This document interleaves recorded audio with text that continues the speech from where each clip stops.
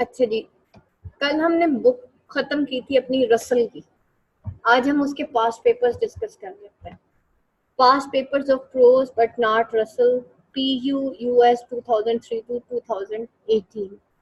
Explain Russell's ideas in the superior virtue of the obsessed। ठीक है, आपने Russell के आइडियाज बताने हैं। Superior virtue of the obsessed, ये इसका जो ऐसे था, आपने इसको एक्सप्लेन करना है। उसके बाद जो है,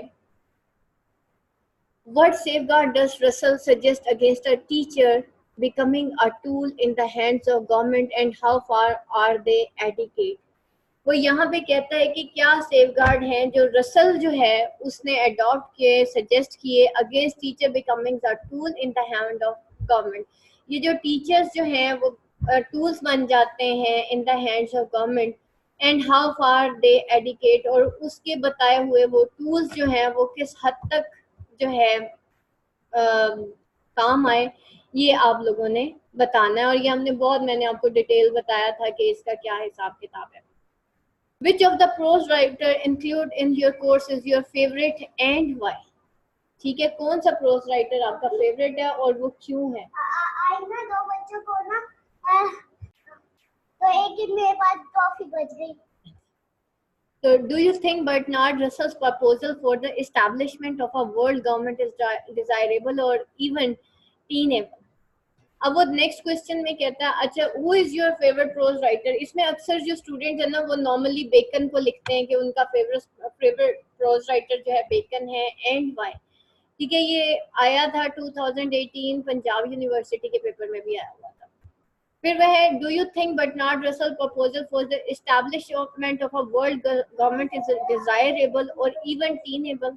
अब वो जो हमने वर्ल्ड गवर्नमेंट का उसका कॉन्सेप्ट पढ़ा था अभी कल, तो अब आपने बताना है उसके लास्ट ऐसे के अंदर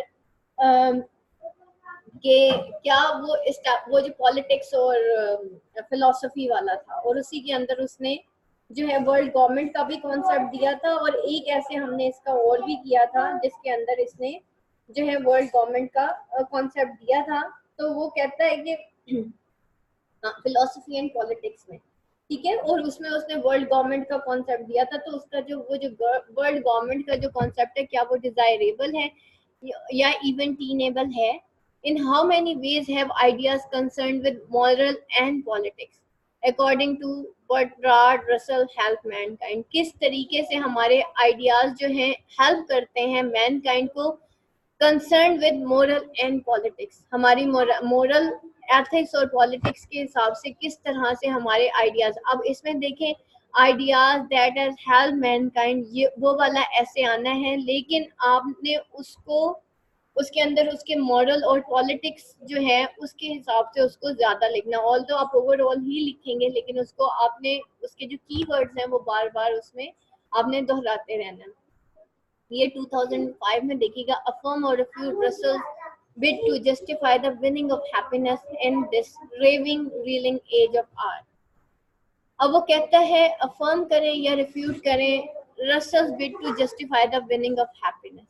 ठीक है, हैप्पीनेस आपने bid to justify happiness, उसको आपने वो इसको वो करना है। ये बेटा आया हुआ है UOS के पेपर में, ठीक है, और इसमें वो जो द कॉन्क्वेस्ट ऑफ हैप्पीनेस है वो आता है, लेकिन अभी आप लोगों के सिलेबस में पहले कॉन्क्वेस्ट ऑफ हैप्पीनेस था लेकिन अभी नहीं है।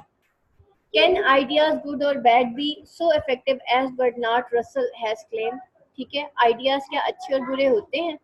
तो ideas those are good for human kind and ideas that are harmful for mankind, उन दोनों का आपने ओवरऑल एक उसकी जस्टिफिकेशन लिखनी है।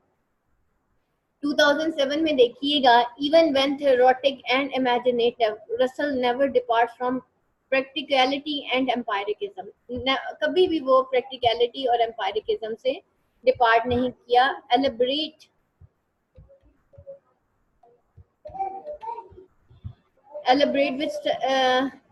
with special elaborate with special reference to his unpopular essays। 2007 में दो सवाल आए हैं। आपको मैंने पहले बताया था, आपकी जो तीन बुक्स है ना, जॉनथन स्विफ्ट, बेकन और रसल, तो ये जो थ्योरेटिक और imaginative, even when theoretic, Russell जो है वो कभी भी अपनी प्रैक्टिकलिटी और एम्पायरिकिज्म से नहीं निकला। कौन सा ऐसे? प्रैक्टिकलिटी, थ्योरेटिक एंड इमेजिनेटिव, कौन सा क्वेश्चन है? आंसर बताएं, कौन सा ऐसे है जिसकी बात हो रही है? प्रैक्टिकलिटी एंड एम्पायरिकिज्म अभी कल ही पढ़ा, परसों पढ़ा। कौन सा पढ़ा था? पॉलिटिक्स वाला, ठीक है, politics and philosophy and politics, जिसके अंदर उसने एम्पायरिकिज्म का भी कॉन्सेप्ट दिया था, ठीक है। उसके बाद है Russell view on teaching and education have been of immense use down the years. Russell use of teaching और एजुकेशन जो है have been of immense, role of teacher, ठीक है, जो उसने बड़े तरीके से एलिब्रेट किया है, सिंपली वो आ जाएगा, इसमें कोई मुश्किल काम नहीं है। ईयर 2008 में भी दो आए हैं। What are the practical difficulties in employing ideal teachers and how can they be overcome?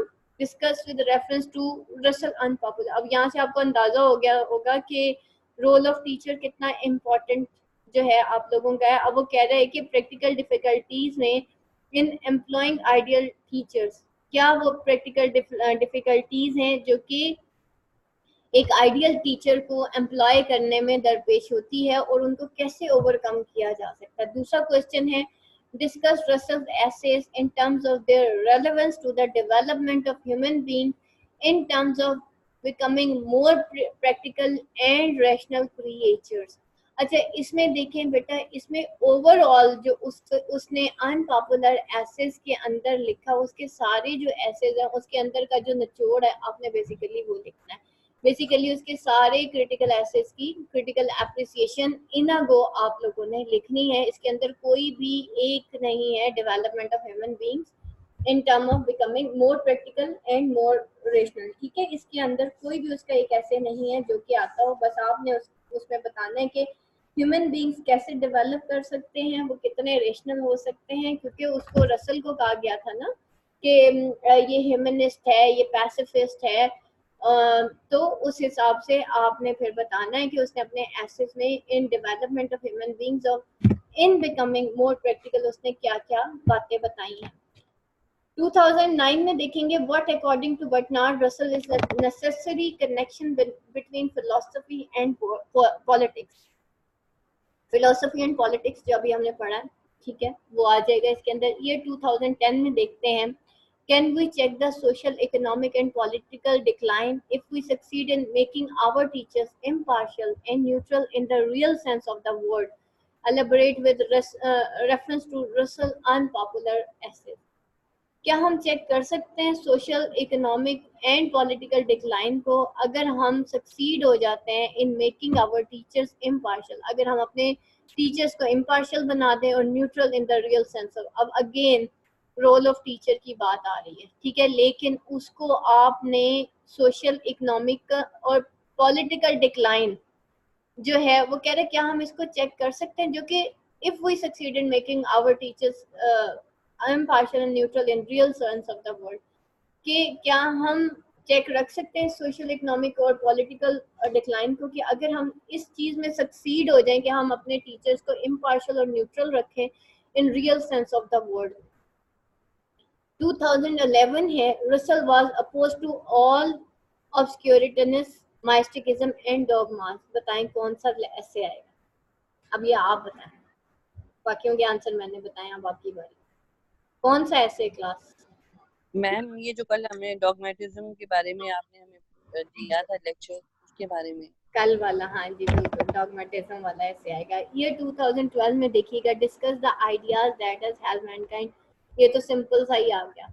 Year 2013 Russell says I have spoken of liberty as good but it is not absolute good, tell why keeping in mind the in the future of mankind, ठीक है। Future of Mankind के बारे में उसने कहा था कि आई have spoken of liberty, ठीक है, उसका जो ऐसे है फ्यूचर ऑफ मैनकाइंड, इसके अंदर वो आएगा।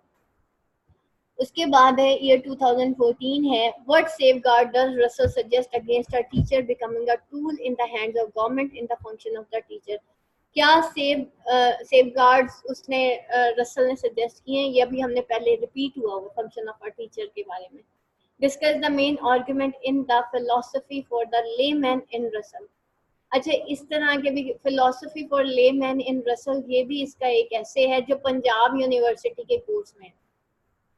तो आप लोगों को जो एक्स्ट्रा नोट्स शेयर किया ना बेटा, उसमें से देख लीजिएगा, ये सारे एसेस हैं उसके अंदर।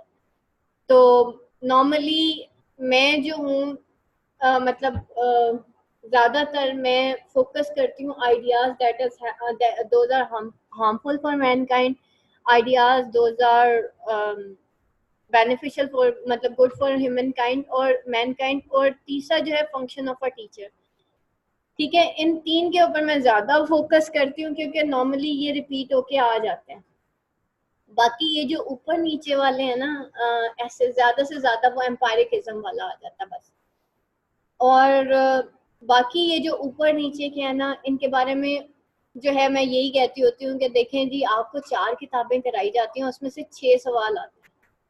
ठीक है, 4 किताबों में से आपके 6 क्वेश्चन आएंगे। इवन मैंने स्टूडेंट्स को एक दो दफा पूरे पूरे पास पेपर भी पढ़ के दिखाए थे, और फिर मैंने स्टूडेंट से एक क्वेश्चन किया था, अभी भी कुछ रह गया तो मुझे बता दें। मतलब अगर फॉर एग्जांपल कुछ ऐसे आपको छुड़वाए गए ना, उनके आने के पहली बात ये चांसेस बहुत कम होते हैं, और अगर खुदा ना खास्ता वो आ भी जाए तो आपको इतना कुछ पढ़ा दिया जाता है कि आपके पास ऑप्शंस होंगी 2 एक्स्ट्रा क्वेश्चंस की, तो आप इजीली उनको जो है सॉल्व कर सकते हैं। इसलिए बिल्कुल भी परेशान नहीं होना कि मैम हमने तो ये वाले एसेस पढ़े नहीं है। बेटा ये बहुत शाज़ो नादिर आते हैं, इसलिए इतना ज़्यादा पढ़ने की जरूरत भी नहीं है। छुट्टियां कम होती हैं पेपर में, एक छुट्टी होती है या 2 छुट्टियां होती हैं। ठीक है, तो उसमें इतना ज़्यादा रिवाइज करना, इतना याद करना और इतने मटेरियल को फोकस करना, मैं फिर नहीं उस तरफ लेके आती स्टूडेंट को। बस मैं मेन करवाती हूँ, और बुक्स में ज्यादा करवा देती हूँ, लाइक एक बुक एक्स्ट्रा करवा देती हूँ कभी कभार। उससे ये होता है कि स्टूडेंट का कॉन्फिडेंस बहाल हो जाता है। लेकिन ये कि अगर आप 4 बुक्स करते हैं तो उसमें से भी आप 5 या 6 क्वेश्चंस आपको इंशाल्लाह वहां पे जाके आते होंगे। रसल का अगर ऐसे आता ना, तो दूसरा क्वेश्चन आता है कि रसल के प्रोज स्टाइल पे, या who is your favourite pros writer and why. ठीक है, एक प्रोज राइटर के ऊपर जरूर आता है, इसलिए प्रोज राइटर जरूर। इस दफा उन्होंने दिया था ideas that are harmful for mankind, और साथ उन्होंने रसल का प्रोज स्टाइल भी दे दिया था। अगर ऐसे आता है तो रसल का प्रोज स्टाइल भी आ जाता है। तो प्रोज स्टाइल करना आई थिंक सो ज्यादा इजी है, रादर देन कि आप एक ऐसे ऐसे को हाथ लगाएं जो कि आपने पढ़ा ही ना। बट सेफगार्ड, अच्छा 2014 का फंक्शन ऑफ अ टीचर के बारे में, how does Russell deal with paradox of violence and peace in his essays that you have read. किस तरीके से वो डील करता है paradox of violence and peace को इन हिज एसेज, अपने तमाम एसेज के अंदर। ठीक है, व्हाट डू यू रीड, किस तरीके से वो paradox of violence of peace, यानी कि ये एक जनरल क्वेश्चन आया हुआ है। अब आपने बताना है कि वो किस तरह से वायलेंस, एक्चुअली उसके जितने भी एसेस थे वो वायलेंस और पीस को ही वो करते थे, लेकिन यहाँ पे ज्यादा जो आएगा ना ऐसे, वो इसका पॉलिटिक्स वाला आना है, पॉलिटिक्स एंड फिलोसफी। ऑल दो उसके सारे एसेज ही वो paradox of violence and peace थे, उसके अंदर वो दिखाया गया था, लेकिन ज्यादा इसमें वो पॉलिटिक्स वाला आएगा। Drawing upon your reading of Russell, discuss how does he envisage the role of teacher in the modern world. वो किस तरीके से मॉडर्न वर्ल्ड में आपको बताता है role of a teacher. Discuss Russell's prose style, और ये देखें 2 सवाल आए हुए हैं। ठीक है, ये पंजाब यूनिवर्सिटी का पेपर है। अब पास पेपर देख लेते हैं यूओएस का। यूओएस के ना जरा सीधे सवाल आते हैं। Critically evaluate Russell style. ठीक है, for Russell teacher is the guardian, agree और डिसएग्री।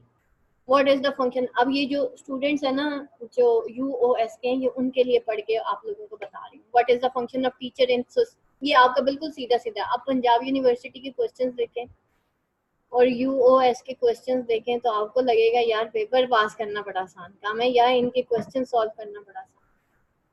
ठीक है, what is the function of teacher in a civilized society according to Russell. इसीलिए पंजाब यूनिवर्सिटी का नाम है कि भाई वहां से जो पास हुआ होता है ना, वो वाकई मास्टर होता है।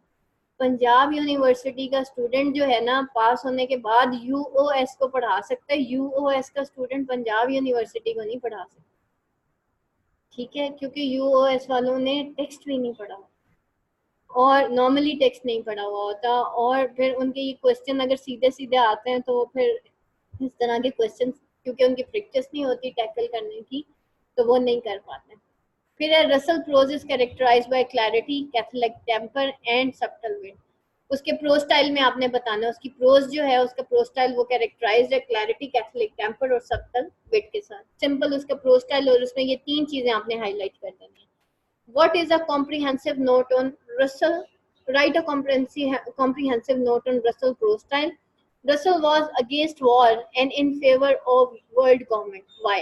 इसमें वो जो philosophy and क्या था, politics and philosophy, वो against था world war के, और वो फेवर में था किसके, वर्ल्ड गवर्नमेंट के। इसमें वो पॉलिटिक्स एंड फिलोसफी आएगा। क्यों वो ऐसा चाह रहा था? क्योंकि वो दुनिया में पीस चाहता था। Russell preaches rationalism and tolerance, how and why. उसने प्रीच किया था रैशनलिज्म और टॉलरेंस को। यहाँ पे वो जो कल मैंने आप लोगों को एक पीडीएफ शेयर किया था ना, रसल एज अ फिलोसोफर, ठीक है, और रसल का जो प्रो स्टाइल है, रसल एज अ ह्यूमनिस्ट उसको कर लीजिएगा, या Russell as a rationalist and tolerant, मतलब कि उसने प्रमोट किया था टॉलरेंस को। तो बेटा उसी क्वेश्चन को, जो फिलोसोफर वाला क्वेश्चन है, उसको आपने कन्वर्ट करना है इन रैशनलिज्म और टॉलरेंस। सारी चीजें वैसी की वैसी रहेंगी, सिर्फ रैशनलिज्म और टॉलरेंस वहां पे ऐड कर दीजिएगा। Write an essay on Russell's prose style, illustration your answer from the unpopular essay। ठीक है, उसके प्रो स्टाइल बहुत इंपॉर्टेंट है। What is the function of a teacher, ये भी आया हुआ है। As to happiness I am not sure bring about the significance of this reversal about ideas that has help mankind, ये आपको पढ़ा दिया है। What future does Russell visualize for mankind as expression ऐसे फ्यूचर ऑफ मैनकाइंड। बेटा ये वाला ऐसे जो है ना, फ्यूचर ऑफ मैनकाइंड, ये इसको आज का होमवर्क मार्क कर लो, ये आपने जरूर करना है, future of Mankind. How will you account Russell appeal to modern men? Can ideas good or bad so effective at but not Russell has claimed? क्या ideas good or bad होते हैं? Make out a case for against in the light of his unpopular essay. ठीक है, ideas those are good for humankind, ideas that are harmful for mankind. To what extent does unpopular essays represent Russell as an adversary, dogmatism and champion of liberalism? ये जो कल आपको डॉगमेटिज्म वाला पढ़ाया ना, इसके अंदर सारा वही आएगा। ये आपका हो गया जनाब